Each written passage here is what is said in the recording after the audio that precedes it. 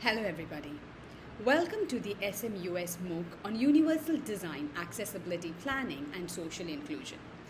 This has been created under the Global Center of Spatial Methods for Urban Sustainability under the Technical University Berlin, funded by the German Academic Exchange Service. These modules have been curated under the aegis of the Laboratory of Inclusive Design, IIT Roorkee. I'm Aswathy Dilip. I lead ITDP India, and it is my pleasure to join you in this Module 5 that focuses on creating inclusive mobility through healthy streets. In this module, we're going to dive into 3 sessions. Today, this is the first session that we are focusing on, which is why should we prioritize healthy streets? Here, we're going to look into 2 key aspects. Understand the status quo of streets in Indian cities, how our different road users are using our streets, and how we tend to design our streets. And 2, learn why our streets are important to be prioritized and recognize the benefits of healthy streets. Going ahead, there will also be 2 other sessions that focus on the principles of healthy streets and how our cities can achieve healthy streets as well. Let's dive straight into the world of healthy streets. First, why must we prioritize healthy streets? Let's take a moment to pause and imagine this image that you see in front of you. I'm sure most of you have spent time in streets like these. Whether it's a flyover or a street or a road, you can imagine vehicles all around you, honking, spewing polluted air around us. You might be walking on the street, but it's dark and uncomfortable. You're wondering, sitting on your two-wheeler or the bus, figuring when will you reach your destination. This is the situation on most of our streets today. And how do we feel when we're here? Do we want to spend time on the street? I doubt so. Our streets often give us this feeling that is it safe for us? Is it safe for our children, for our parents? Whether narrow or wide, they tend to be filled with traffic, with haphazard parking, executed or implemented poorly, whether it's a footpath that is broken or whether there are carriageways which have a lot of potholes. The footpaths tend to be fragmented. They're often absent, but when present, you keep needing to walk up and down to walk on your footpath. They're blocked by utilities and other encroachments. So today, the experience of traveling in our city is often very chaotic. It's unsafe and it's unattractive. As we design our streets, we tend to ignore the needs of many road users, especially the most vulnerable, the pedestrians, cyclists, and the public transport users.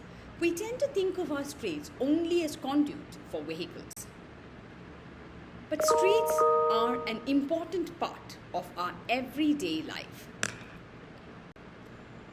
As we dive into the Census 2011 data, we realize that majority of citizens in fact rely on walking, cycling and public transport for their daily commute. Now, while personal motor vehicles occupy only 1/3 of our trips, they occupy more than 2/3 of the road space on our streets. And while 1/3 of our trips are on foot, footpaths are often absent, missing, or if provided, very fragmented. Nearly 20% of our trips are on public transport, but we don't have enough buses or the infrastructure such as bus stops that are required for the comfortable movement of our public transport users. And what do we design for? We design to save or stop congestion, and we design to make sure that our streets have more space for them by road widening and for building flyovers. Well, they might induce or show some relief in the short term, but in the long run, they tend to attract more vehicles, leading to more congestion and more pollution. As we have more vehicles on our streets, we also have or lose a lot of lives on our roads. India is ranked number 1 when it comes to road accident fatalities. But our streets can be different because they provide access to education and jobs. 50% of our urban school going children in India walk to school. Here is an example in Kohima where they're trying to make a difference by providing safe spaces for these children to walk as they reach their school. Streets can also provide economic opportunities. When designed well, in Gol Bazaar in Jabalpur, there was an increase in footfall by 70%. And in Chennai, Pondy Bazaar, the retail shop owners reported an increase in sales by 15 to 20%. Streets also ensure safe mobility. When designed with segregated spaces for pedestrians or cycle tracks, these can show a decrease in road accidents.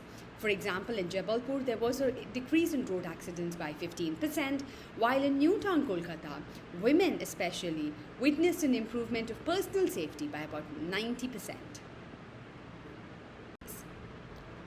Streets, when well designed, can promote walkability, ensure access, and provide opportunity for all. As we know, research shows that 30 minutes of walk can reduce the risk of heart disease. And in fact, physical activity can also reduce the risk of depression and dementia. There is an urgent need to prioritize safer modes, especially pedestrians, cyclists, and public transport users in our cities. We can do this by creating healthy streets that make healthy cities where all of us can live healthy lives. Now, these are streets which are designed for people, where everyone can move around with ease.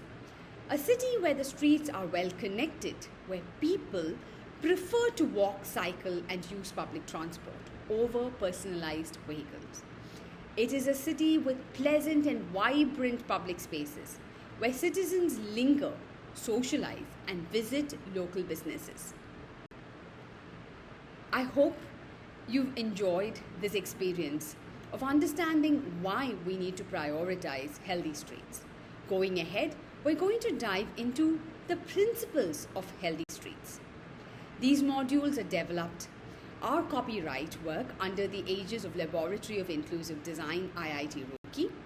I thank the SMUS partners for this opportunity for ITDP India to provide this particular module for this MOOC.